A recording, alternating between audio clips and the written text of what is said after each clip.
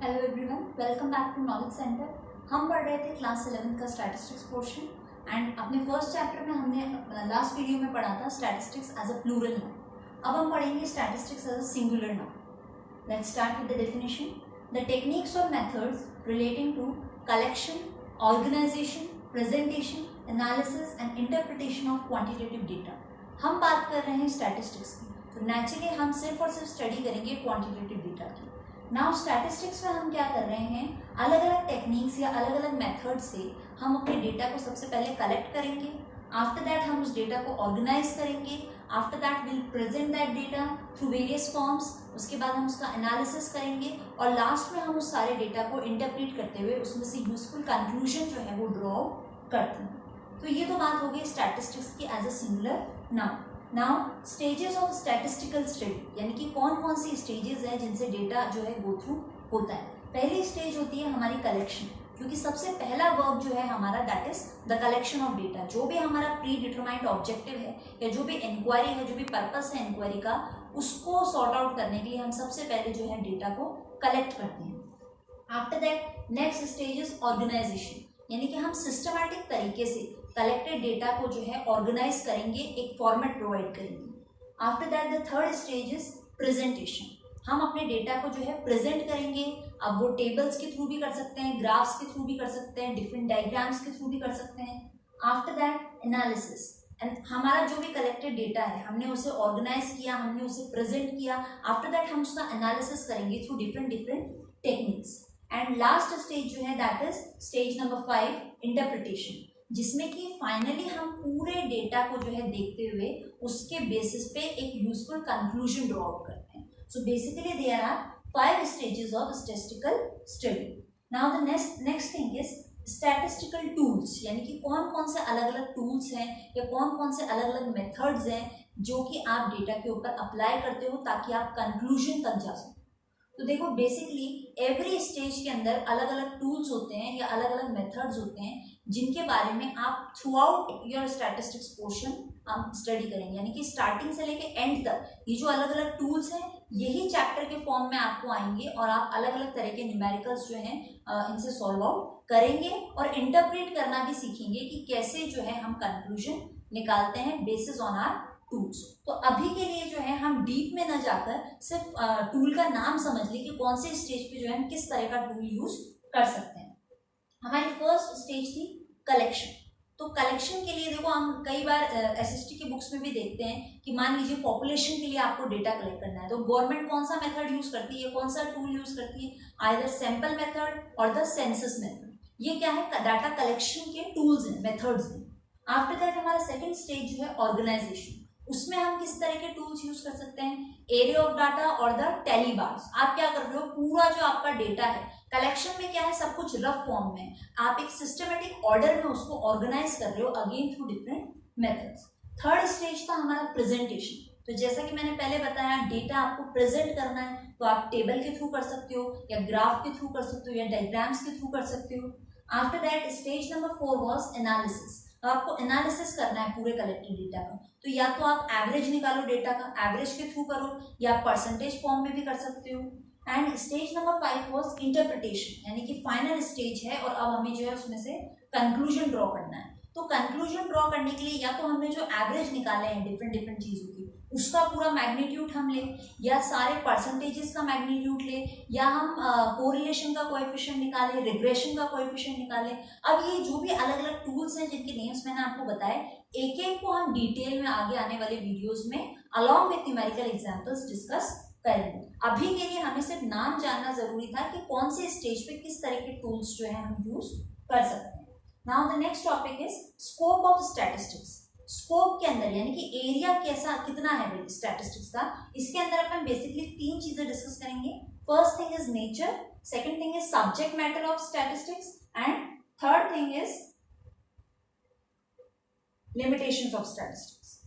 मैं इधर मेंशन कर देती हूं number 3। So let's start with the nature.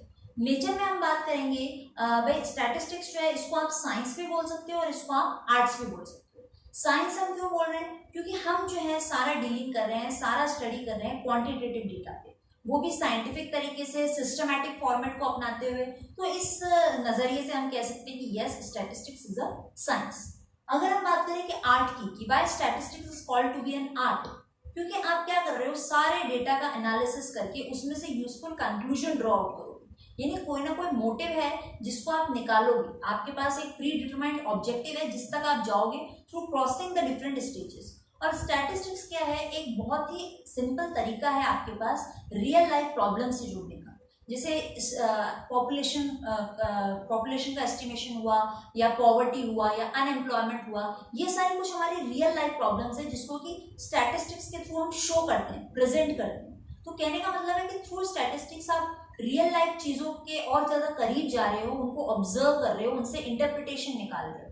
तो इसीलिए हम कह सकते हैं कि नेचर वाइज जो है स्टैटिस्टिक्स साइंस भी कहा जा सकता है और आर्ट्स भी कहा जा सकता है। Now second thing was subject matter of statistics. तो सब्जेक्ट मैटर को देखते हुए भाई जो कंटेंट है वो किस तरह का है, तो हम कह सकते हैं कि डिस्क्रिप्टिव भी होता है और इंफरेंशियल भी होता है। अब डिस्क्रिप्टिव किस तरह होता है कि methods used for collection, presentation and analysis. हम डिस्क्रिप्टिव क्यों बोल रहे हैं, क्योंकि हम सब कुछ डिटेल में डिस्कस करते हैं, डिटेल में सब चीज डिस्क्राइब की जा रही है। क्योंकि सबसे पहले हम कलेक्ट कर रहे हैं, फिर हम उसका प्रेजेंटेशन कर रहे हैं, ऑर्गेनाइजेशन कर रहे हैं, फिर एनालिसिस कर रहे हैं। तो सारा काम जो है हम डिटेल में ले रहे हैं, इसलिए हम बोलेंगे इसको कि it is a descriptive statistics. दूसरी तरफ अगर हम देखें इन्फरेंशियल स्टैटिस्टिक्स, इन्फरेंशियल क्या होता है कि भाई हम उसमें से कंक्लूजन ड्रॉ कर रहे हैं, कोई ना कोई एक निष्कर्ष हम फाइनली निकाल रहे हैं उसमें से, after passing through all the different stages and after using a variety of tools and methods, हम उसमें से फाइनल कंक्लूजन ड्रॉ आउट करते हैं। एंड इसीलिए उसको जो है हम इन्फ्रेंस ड्रॉ कर रहे हैं, इसीलिए it is known as inferential statistics. Now third thing जो है स्कोप में, that is limitations of statistics. वे हर चीज के एडवांटेजेस भी होते हैं, डिसएडवांटेजेस भी होते हैं। सिमिलरली स्टैटिस्टिक्स के भी कुछ ना कुछ डिसएडवांटेजेस है, कुछ पॉइंट्स ऑफ लिमिटेशंस है। पहला पॉइंट है study of numerical facts only. हमने डिस्कस किया है कि सिर्फ क्वांटिटेटिव डेटा जो है वो डिस्कस होता है, कहने का मतलब है कि सिर्फ न्यूमेरिकल डेटा ही आएगा। कभी भी स्टैटिस्टिक्स में जो है क्वालिटेटिव एस्पेक्ट्स को डिस्कस नहीं किया जाता कि भाई ऑनेस्टी की बात हो रही हो, या आईक्यू लेवल की बात हो रही हो, विजडम की बात हो रही हो, ब्यूटी की बात हो रही हो। ये सारे क्वालिटेटिव एस्पेक्ट्स जो होते हैं इनको हम डिस्कस नहीं करते हैं। We will study only quantitative data. Now second point जो है एग्रीगेट्स ओनली। भाई हम इंडिविजुअल चीजों को नहीं ले रहे हैं, हम जो है एग्रीगेट ले रहे हैं, यानी कॉम्बिनेशन, सम ले रहे हैं काफी सारी चीजों का। जैसे मान लीजिए हम एग्जांपल लेते हैं कि भाई आपकी क्लास टीचर की सैलरी है ₹50,000 पर मंथ, तो ये इंडिविजुअल पर्सन का डेटा है, तो इसको हम स्टैटिस्टिक्स नहीं मानेंगे। हाँ, इसी चीज को अगर इस तरह बोला जाए कि आपके पूरे स्कूल में the average salary of entire staff members या average salary of the entire faculty members, तो यहाँ हम क्या ले रहे हैं, एग्रीगेट। ओके, तो इसीलिए जो है सेकंड वाला जो हमारा एग्जांपल है वो स्टैटिस्टिकल डेटा माना जाएगा, फर्स्ट वाला नहीं माना जाएगा, क्योंकि वहां कोई एग्रीगेट नहीं है, आप इंडिविजुअल डेटा की बात कर रहे हैं। Third, homogeneity of data. Homogeneity का मतलब होता है कि एक यूनिफॉर्मिटी होनी चाहिए डेटा के अंदर। भाई हम जो है कंक्लूजन ड्रॉ करना चाहते हैं, हम सिस्टमेटिक फॉर्म में अरेंज करना चाहते हैं, हम ऑर्गेनाइजेशन करना चाहते हैं, तो अगर डेटा ही अलग अलग तरह का है तो आप उसे कैसे अरेंज करोगे, कैसे क्लासीफाई करोगे, कैसे प्रेजेंट करोगे।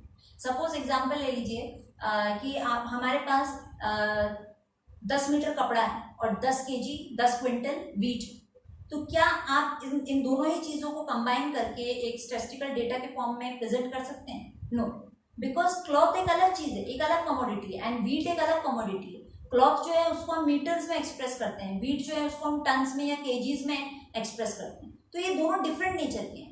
हमें चाहिए होमोजेनिटी। भाई स्टैटिस्टिकल डेटा उसी चीज का प्रेजेंट होगा जिसका नेचर बिल्कुल सेम हो। अगर हमें प्रेजेंट करना है तो हमें दोनों ही चीजें ऐसी लेनी पड़ेगी जो आइदर केजीज में आ रही हो, या दोनों ही चीजें ऐसी ले हो जो मीटर्स में आ रही हो। तो होमोजेनिटी जब तक नहीं होगी हम उसे स्टैटिस्टिकल वे में जो है प्रेजेंट नहीं कर सकते। Fourth thing is results are true only on an average, यानी कि आप 100% ऑथेंटिसिटी के साथ नहीं कह सकते कि हाँ भाई हमारा ये जो कंक्लूजन है दैट इज एग्जैक्टली 100% ट्रू, ऐसा नहीं। हम सिर्फ एक एवरेज बेसिस पे मान लीजिए एस्टिमेशन करते हैं या अंदाजा लगाते हैं, क्योंकि हम जो है बहुत सारे लार्ज लेवल पे कलेक्टेड डेटा में से कंक्लूजन निकाल रहे हैं एवरेज के हिसाब से, परसेंटेजेस के हिसाब से। एग्जैक्ट ऑथेंटिसिटी जो है वो इसमें नहीं है, और ऐसा बिल्कुल एग्जैक्ट हमें मिलेगा, बिल्कुल एरर फ्री है, ऐसा बिल्कुल भी नहीं है। स्टैटिस्टिकल इन्फ्लुएंसेस में, कंक्लूजन्स में आपको एरर्स देखने को मिल सकते हैं। जैसे मान लीजिए हमने ये कहा कि भाई इंडिया के अंदर per capita income per annum है 50,000 rupees, per capita income per annum है 50,000 रुपीज। तो क्या हम ये कह सकते हैं कि भाई इंडिया में हर हाउस होल्ड में जो भी घर का मुखिया है, हर घर के अंदर हर आदमी की इनकम जो है वो 50,000 पर मंथ होगी? No, not at all. या 50,000 जो है पर एनम भी होगी, ऐसा नहीं कह सकते। कईयों की हो सकता है 50,000 मंथली हो, कईयों की 50,000 एनुअली हो, कईयों का और भी मीन्स कॉन्ट्राडिक्शंस, वेरिएशंस आपको देखने को मिल सकते हैं। तो कहने का मतलब है कि statistical data is not 100% error free, और ये भी एक बहुत बड़ा लिमिटेशन है। Now limitation number 5, without reference result में प्रूव टू बी रॉन्ग। अगर आपने रेफरेंस नहीं दिया है, अगर सिर्फ आप कंक्लूजन के ऊपर डिपेंड नहीं रह सकते, जिन कंक्लूजन मतलब वो कंक्लूजन हमने किन सर्कमस्टेंसेस में ड्रॉ किया है, किन कंडीशंस में हम उस कंक्लूजन तक पहुंचे हैं, उन सभी चीज़ों को पढ़ना जरूरी है। जैसे हम एक एग्जांपल लेते हैं, मान लीजिए एक बिस्किट बनाने की फैक्ट्री है, ठीक है।